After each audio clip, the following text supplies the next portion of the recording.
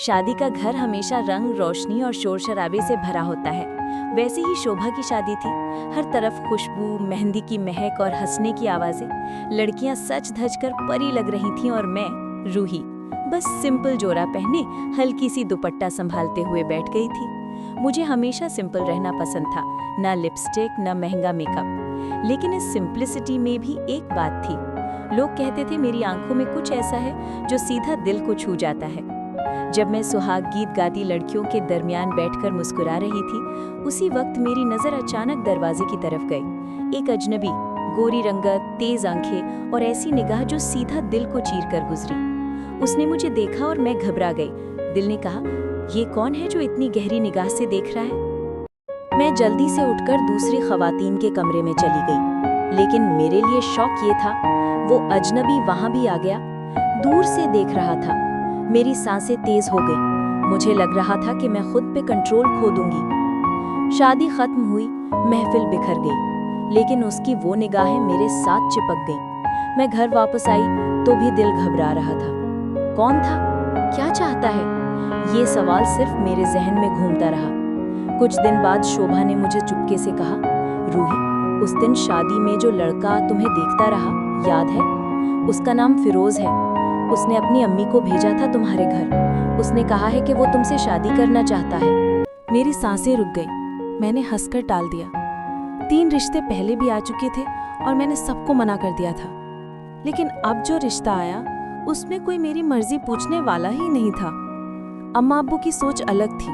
मेरी पसंद नफरत उनके लिए मैटर नहीं करती थी। कॉलेज से आते वक्त एक दिन मुझे फिर वही फिरोज मिल गया। गाड़ी रुकवाई और मुझे बुलाया, रूही थोड़ा रुक जाओ, बात करनी है। मेरा दिल जोर जोर से धड़क रहा था। अजनबी के मुंह से अपना निकनेम सुनकर मैं हैरान रह गई। उसने कहा, मैंने तुम्हारे घर रिश्ता भेजा था, मना कर दिया गया, लेकिन मैं अपनी बात पे कायम हूँ। रूही, मैं तुम्हें जरूर अपना बनाऊंगा। मैंने गुस्से से कहा, यह फैसला मेरी मर्जी का नहीं, मेरे वालिदैन का है। तुम मेरे पीछे क्यों पड़ते हो?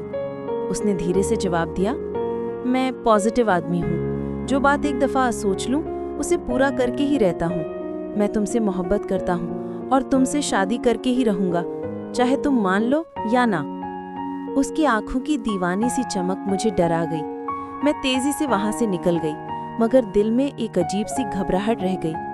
चंद दिन गुजरे, मैं कॉलेज से निकल रही थी कि फिर वो सामने आ गया। इस दफा उसकी हिम्मत हद से ज्यादा थी। मैंने इग्नोर करने की कोशिश की, लेकिन अचानक उसने मेरे बाजू पकड़ी और जबरदस्ती मुझे अपनी कार में बिठा लिया। दिल दहल गया। रास्ते में लोग खड़े थे, अगर मैं चीखती तो तमाशा बन जाता। मैंने चुप रहने में ही भलाई समझी। गाड़ी सीधा एक घर के सामने रुक गई। मैं हैरान, ये कहाँ ले आया है? अंदर ले गया। कहा, डरो मत, घर वाले गांव गए हुए हैं, बस तमौर में। मेरी रूह कांप गई। दरवाजा बंद करके ताला लगा दिया। मैं रोती रही, उससे गुहार करती रही, अल्लाह के लिए मुझे जाने दो। लेकिन वो जिद पे था। रूही, मैं तुमसे नुकसान पहुंचाने नहीं लाया, मैं इज्जत से तुमसे निकाह करना चाहता हूँ। अगर तुमने मना किया तो मेरी जिंदगी बर्बाद हो जाएगी।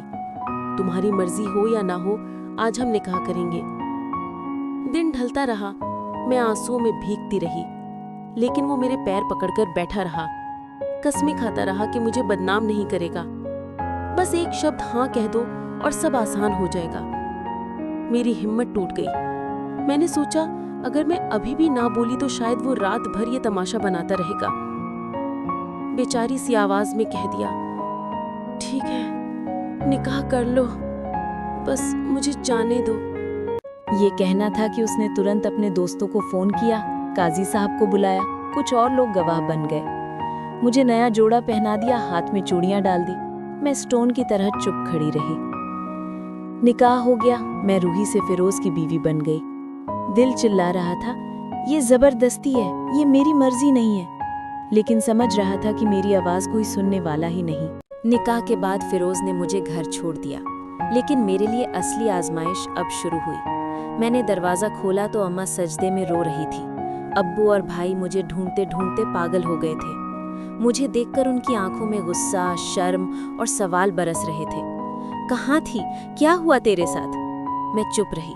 आंसू गिरते रहे, मगर जबान लॉक हो गई। 2 दिन तक घर में तूफान बरपा रहा। अब्बू ने कहा, ये लड़की हमारी इज्जत को मट्टी में मिला आई है, इसका अब हमसे कोई लेना देना नहीं। अम्मा रो रो कर गिरती रही, भाई गुस्से से दीवार पे मुक्के मारते रहे और मैं बस कमरे में खुद को बंद करके सोचती रही, मेरा कसूर क्या है? क्या मेरी जिंदगी मेरी अपनी नहीं थी? फेरोज के वालिदैन घर आए, साथ निकाहनामा और तस्वीरें भी लाए। कहने लगे, देखिए सब शरई तरीके से हुआ है, अब आप चाहें तो केस कर लो, लेकिन बेटी की इज्जत और आपकी बदनामी दोनों खतरे में पड़ जाएगी। बेहतर है रुखसती की तारीख दे दे। अब्बू के पास कोई रास्ता नहीं बचा। उन्होंने कहा, ये लड़की अपनी मनमानी कर चुकी है, अब हम अपनी इज्जत बचाने के लिए रुखसती करेंगे, लेकिन याद रहे रूही, अब जो कुछ होगा तुम खुद जिम्मेदार होगी। मेरे दिल पर छुरी चली। किसी ने मुझसे पूछा तक नहीं कि मेरी मर्जी क्या है, बस फैसला सुना दिया गया। रुखसती हो गई। ढोल ताशों के साथ मुझे फिरोज के घर ले जाया गया। मैं चुप थी, दिल में बारिश थी। फिरोज खुश था, मगर मैं अंदर से टूटी हुई थी। पहले दिनों में उससे बिल्कुल दूर रही, हर बात पर गुस्सा करती, आंखें चुरा लेती, लेकिन वो हार नहीं मानता था। हर वक्त कहता, रूही मैं तुमसे मोहब्बत करता था, करता हूँ और करता रहूँगा। उसकी मोहब्बत अजीब सी थी, कभी सरफिरी लगती तो कभी सच्ची। धीरे धीरे उसकी लगन ने मेरी नफरत को तोड़ना शुरू किया। जब बच्चे हुए तो दिल पिघल गया। एक माँ के लिए बच्चा सबसे बड़ी ताकत होता है। समझ न पाई कब मैं उसकी मोहब्बत को अपना बैठी।